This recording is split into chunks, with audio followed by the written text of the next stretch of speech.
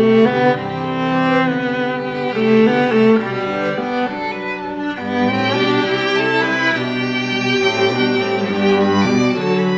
are you going? We're gonna go look at those beautiful wooden instruments of joy, happiness. Where? The Smithsonian Museum of American History. Italian instruments, American history. Where are you going? By Masumi. We're going to the Smithsonian to try some Strads. Where's your violin? Can I bring it? Am I allowed to bring it? Yeah. Can I bring my instrument? Yeah. Where are you going? Where are we going? We're going to the Smithsonian, baby. What are you most excited about? Looking and feeling the Survey Strad. It's just so special. It has the history. It's like one of those instruments that's been around forever. Honor Bilsma recorded his last Bach recordings on it, all the Larky Budelli recordings. You could just feel it. It's alive. What are you most excited about? I'm just discovering everything. I don't know anything about this. I didn't really know how substantial this collection was, so I'm in for all of it. Did you spend the morning on Google? This morning I was Googling capital versus capital, the A versus O, and I'm laying that question to rest. Finally, capital O is just the building, and I always think it's the city too. My bad. You know, that's perfect. I'll get it. Okay. That way's better.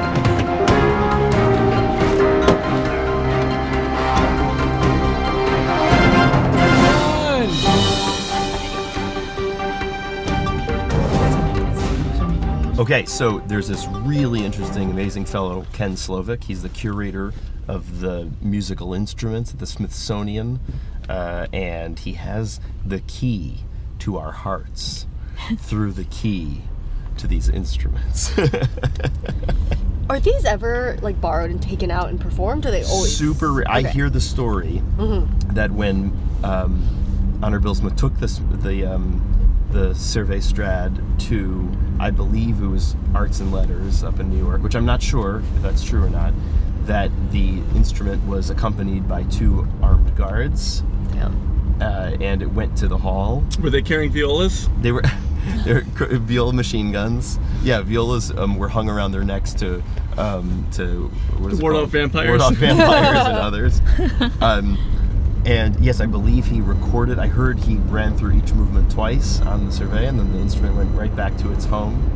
But they are all often performed on at the series here in the Smithsonian. Okay, there's a series that highlights this. Okay, gotcha. And I've only done it once. I always wonder what that must feel like. I know, because you don't have that much time to adjust to it. Mm-hmm. Sometimes it's like kind of fun to perform on violins that aren't familiar, though, because I feel like there's a thoughtlessness and like a daring that's just daring. Exactly. You're just you're like, just whatever you're gonna do. Like, it's not my fault. It's not totally in your control. Also, like you can't get in the trap of sort of recreating. Like you're like, oh, it was so like good what when I did. Like that, you before. really have to interrogate the sound at like every single second, and it's very engaging. Yeah. We don't. That's like a given. Thank you. I've never seen it. What?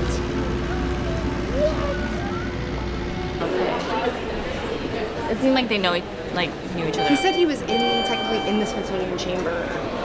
Yeah, Smithsonian Chamber players. Oh, there's a Smithsonian Chamber thing? What, do they get to play those instruments on the instruments, or? The what? Yeah, so... Hi.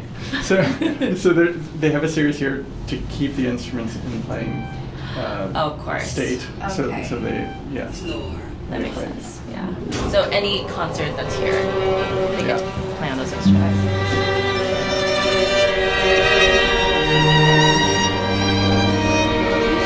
I think this is it.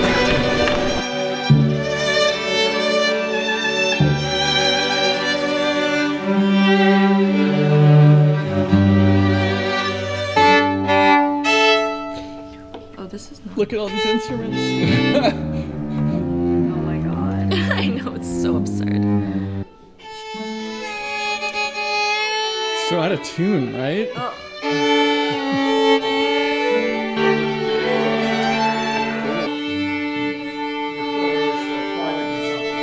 I won't do it. I can't. I won't mess with the bridge. I did it before the concert. As long as you have pressure on both sides, I know. as long as you're counter, you're not going to push it over. I know. It's. I believe you. I just don't believe you. Trust me. Switch. Sure.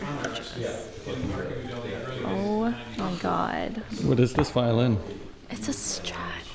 It's a Stradivarius by Antonio. Is that a good brand? A Strad? Yeah, it's like a BMW. That's it? No, I'm just kidding.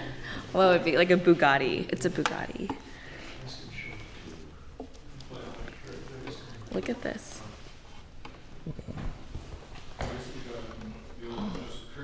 Oh yeah, it's a primrose ordinary.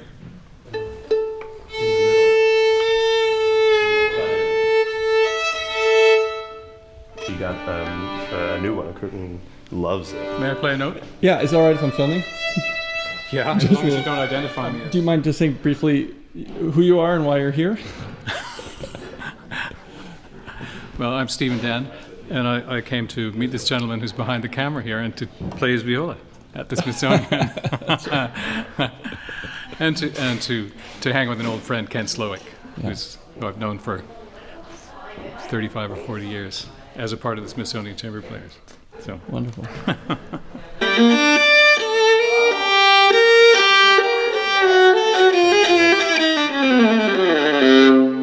Yeah, and that's Nicola. 1660s or 70s? maybe he was Strad's teacher after all. So papers say it's a Wurlitzer papers. They say quite possibly the finest viola ever made. Finest sounding instrument ever made. Yeah, and that's what it is. Period. Yeah, but actually, interesting trivia. This was in the Joachim String Quartet, and so it could have been the viola that played the premiere of the Brahms Clarinet Quintet and the trio, if you went that way. Yeah. You know, and maybe if the violist had short arms who used this, Professor Wirt was his name. Maybe that's why Brahms squashed the sonatas into one octaves range for the whole. That's why they're all compressed, which I always hate because I play more of the clarinet part. But I wonder about that, if that's possible, if it's based on an instrument or a player. Right. So we'll see. The G string. I think that is the Helmholtz note on this instrument, the G string, because if you play it, it's louder than any other note on the instrument. Helmholtz? Helmholtz. In other words, the note that it's like the opposite of the wolf note on an instrument. It's the like instrument that the sweet spot. resonates, the sweet spot. Yeah. Yes. So that kind of, and also you have to hold your arm.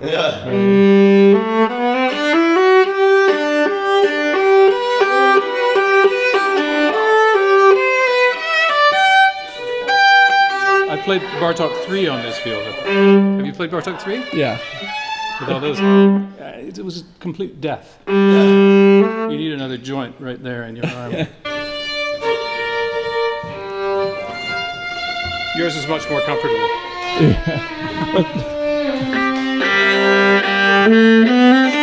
Did you try the Galliano? I did.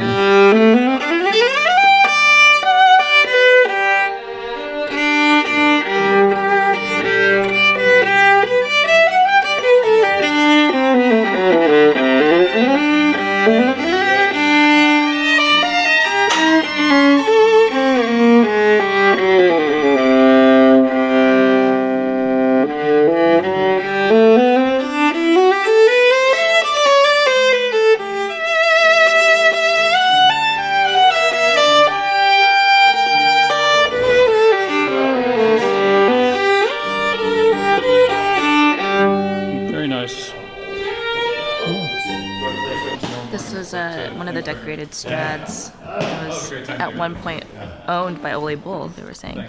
Nice to meet you. Nice The Paganini of the North. The Paganini of the North. Oh my god, yeah. It's so good. Yeah. Oh, sure. It was commissioned by the royal family of France. Fleur de lis.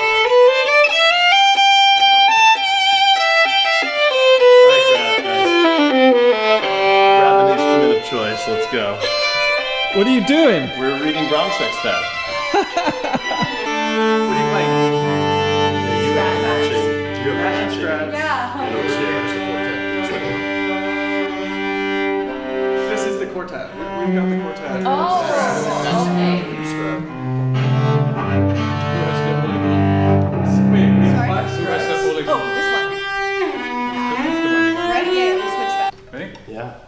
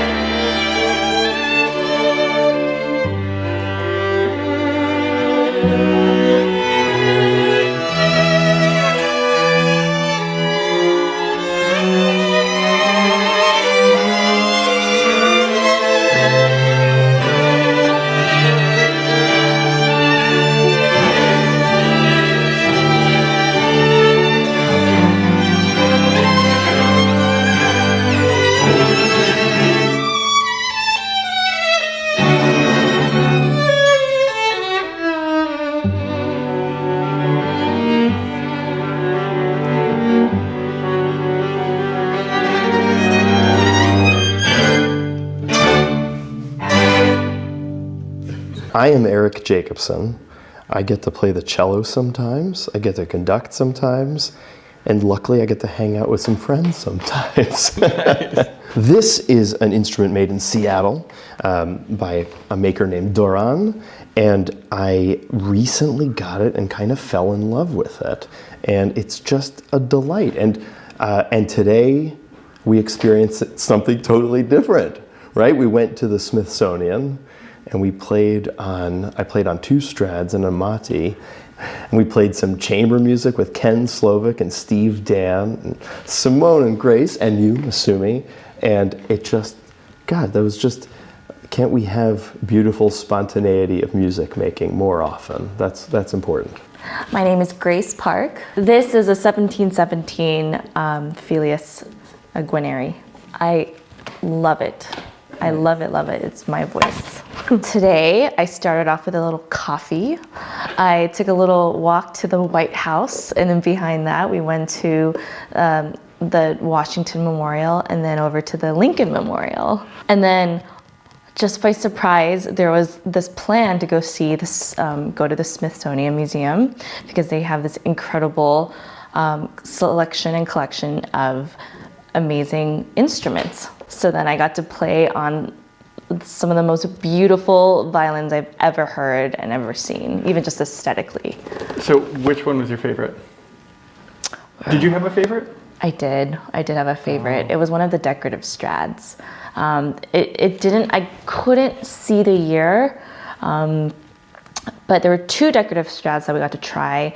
The other one, which was also incredible, was one's owned by Ole Bull, and that was nice and bright and shimmery, but the other one was a little bit more like guttural and like very, very quick response. I think that at the end of the day, there are many instruments that could fit you and your voice, and it just depends on where you are in, your life with your playing, because we develop our playing, through the years. And also it depends on how much time you have with the instrument. I think that's a really big, important factor, so. What did you think of the fact that there were gut strings on these instruments? At first, having the gut strings made me feel very uncomfortable. Even just physically, the string in itself is quite a bit thicker, so you don't have the same kind of reaction in your fingers. But I have to say, by the end of it, I kind of loved it, and I thought that it kind of made the argument for gut strings, especially in the E string, when so many times it could sound a little too tinny. You hear the steel, but somehow with the gut strings, it felt more kind of warm and luscious, and you can form it, you can mold it a little bit more. You're not vegetarian, are you? I'm definitely not I'm Korean. Great trip. It was fun, right? Great trip. Great Yeah. trip. Yeah, I'm we- sad we- it's over. Started in New York City and ended up here. We road tripped. We road tripped the MSG trio, our trio. Great friends, great conversations. No Dua Lipa. Not yet. We still have tonight. That was a threat. We still have tonight. No, you're lucky. You get to discover Dua Lipa. I'm Simone Porter. I play the violin. I'm a Virgo. I'm playing on a Carlo Bergonzi from around 1760. That's on loan to me from the Masters University in Santa Clarita, California. Today was really, really, really fun. We play on these instruments and certainly don't become immune to their charms or their historical value, but you do, develop this familiarity with it, which maybe I think prevents you from feeling like viscerally the fact that it's like an artifact, that it's a piece of history and a piece of art. So encountering these instruments today, which were, aesthetically and like orally beautiful and everything, was a nice reminder that like we get this special privilege to interact every single day with worth really like pricey but actually priceless works of art. So today was really, really special, getting to interact with these instruments, but also getting to do a spontaneous Brahms sextet reading on this quartet of Strads and another Strad and an Amati and Masumi's Amati. It was just like a serendipity, everything falling into the right place, right people at the right time.